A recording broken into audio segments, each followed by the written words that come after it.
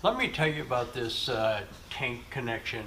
I'm going to start the part two of this series of installing the auxiliary tank in the back of the truck. But when I left off on part one, um, I was kind of having a discussion, debating to myself about this, putting a box in to house the solenoid electrical connection. Um, I did put it on, and the video is going to start with the box being already installed. Um, just so you know, I put it on so that it's inboard of the wheel well, and so that I can, when I take the tank out, I can put stuff in here without damaging anything. So um, the tank is installed, it's all done, and it's going to start out with that box being already connected. Okay, so I forgot to film it, but there is the box that I put on. Now it's inboard of the wheel well, so nothing, if I slide like a sheets of plywood or something in there, it's not going to hit it because the sheets of plywood fit between the wheel wells, so it won't hit it. I've got that, I'll take you over on the other side and show it to you. I kind of closed it up. The solenoid valve's in there, hasn't been wired. You might be able to see below one of the coils in the rear, I've drilled a hole and put a grommet in it for the fuel line that's going to go down to the fill tube. But let me take you over there, I'll kind of show it to you.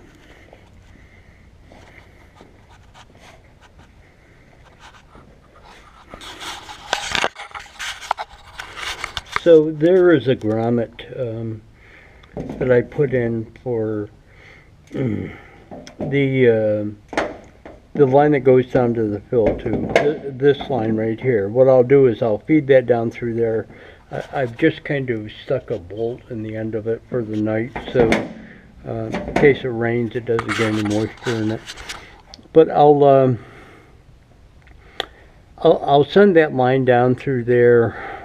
Tie the fill neck adapter in, and then cut the line off when I'm down there. Now this end has got part of the quick connect on it, and that will plug into the tank.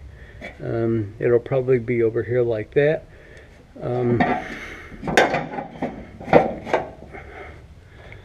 But anyways, there's that. What I'll do is I'll make sure I kind of got distracted and forgot to film this, so I'll make sure that I film the rest of it though. I'll bring you back.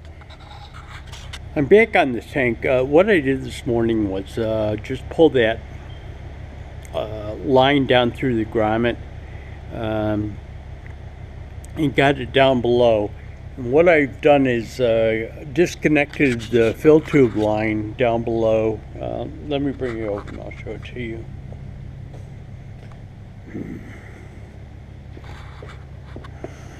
I'm working on that fill tube line, and what I've done is I've cut it off with a sawzall.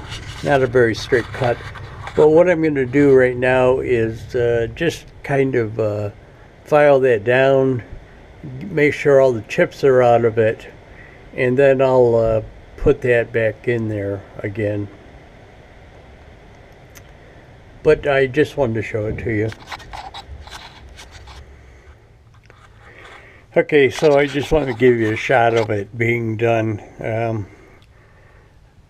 I tied it in up above and got the clamps on. I tie wrapped the hose to the fill neck line. No kinks in it, so should be good. Okay, hopefully you'll be able to see this. I got my light in here just so it'll shoot a little bit more light on the situation. I ran this hot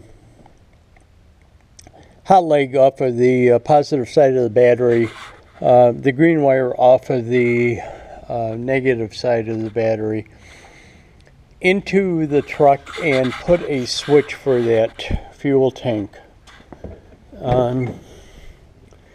So here's the switch right here.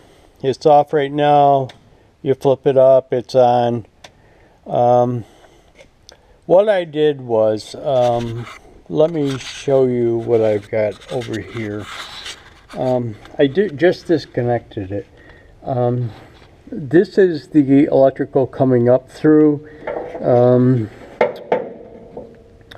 So I've got a black and a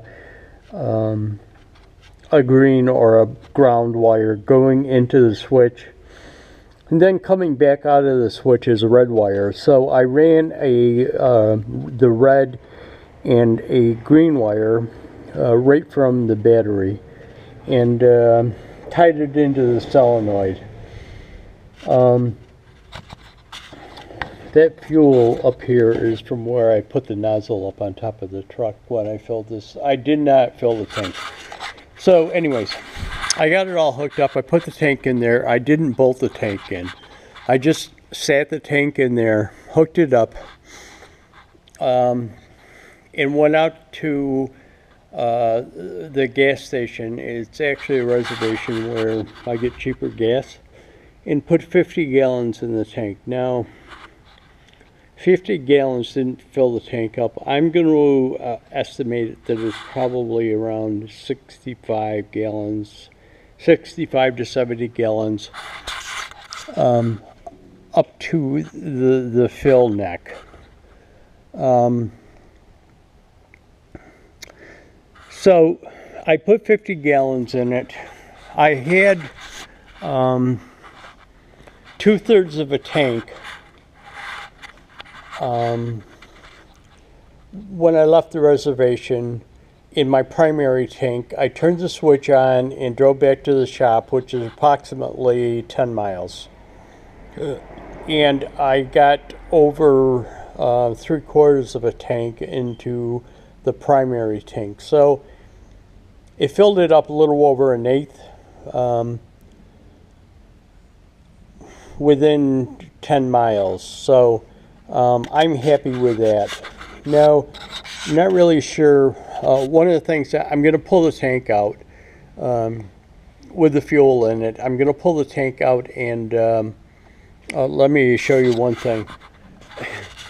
When I was polishing this tank up, I loosened these fittings up, thinking that I might get brass or stainless steel to replace them with.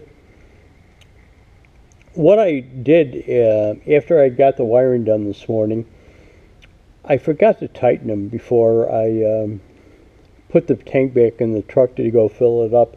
And anyways, it's had some fuel in it leaking out of it. Both, you can see the spot down here, and there was some leaking out the bottom, but I just tightened them up.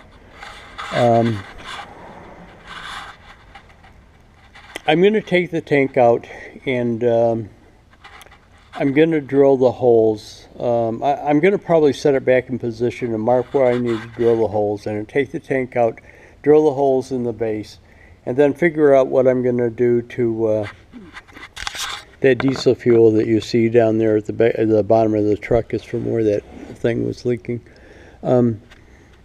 I will drill the holes in the base of the tank, and then the holes in the truck bed, and get it mounted into it. Now, it's just going to be a temporary mount because, again, I want to put nuts into the truck bed so that I can just bolt the tank up to it without having to crawl under the truck to secure bolts and nuts all the way through the bed. But I need to find somebody that's got that tool. There's a tool, kind of like a pop rivet tool type of affair, except it puts nuts into sheet metal. Well, I think it'll do up to maybe 1/8 inch steel. when I say nuts, you can get them, well, there's a couple of different tools you can get. The primary tool, and it's about $70, and I think it goes from quarter through 3/8. I'll look. I was kind of hoping that I could find somebody that had one, that I didn't have to buy one. Not sure if I'd ever use it again if I did buy one, but again, they're only $70 with a supply of nuts, different size nuts too. So let me take this out, and I'll bring you back and let you know how I'm going to mount it in there temporarily. I might have to go down to, there's a guy up in Canada that has bought a trailer down on Long Island, and he wants me, a gooseneck trailer, and he wants me to pull it from Long Island back up to his home in Canada, but he has to get the paperwork. You cross the border or something and staying in Canada, and he's got a lot of paperwork that he's got to fill out, customs forms, duty papers, stuff that have got to be filled out in order for me to be able to cross the border with the thing. So I'll bring you back and let you know what's going on. I'm going to drill the holes in these aluminum legs for the tank, but I've got I can't really drill them from the top because it would be going down at a terrible angle, so I'm going to have to mark and drill them on the bottom.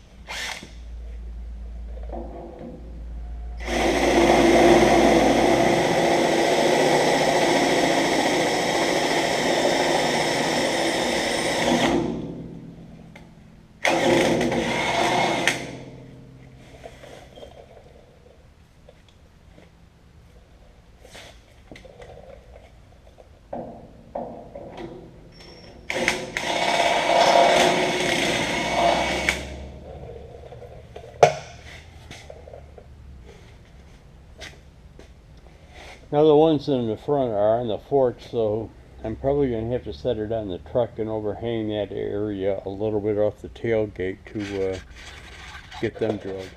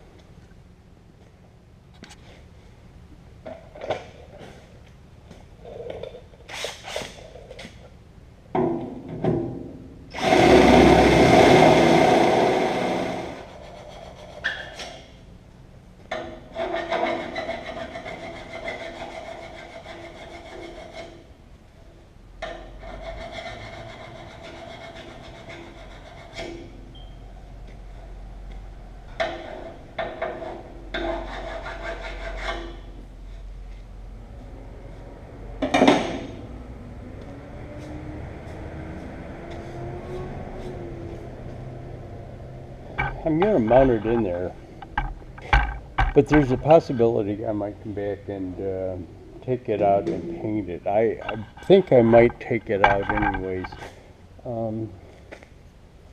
This valve is leaking. It's a bonnet on it.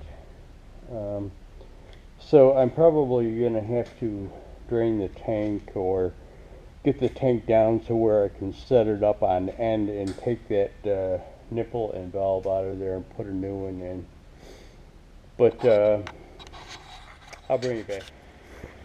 So I got the tank mounted into the truck. I just bolted it through the bed right now. Again, I want to be able to get those nuts that you can insert into the bed. It's like a tool, and we'll insert the nut in there. That way I can don't have to crawl underneath it and try and tighten it up all at one time. So I'll bring you back. I'm not really sure. What I'm gonna do is take the trailer out for a test drive just to make sure there's no issues. There's not going to be any issues, but again, I might have to go down to Long Island to pick up a gooseneck for a guy up in Canada. But I want to just make sure, take it out, put my trailer on, make sure there's no issues before I go down there and have a problem with it. So I'll bring you back.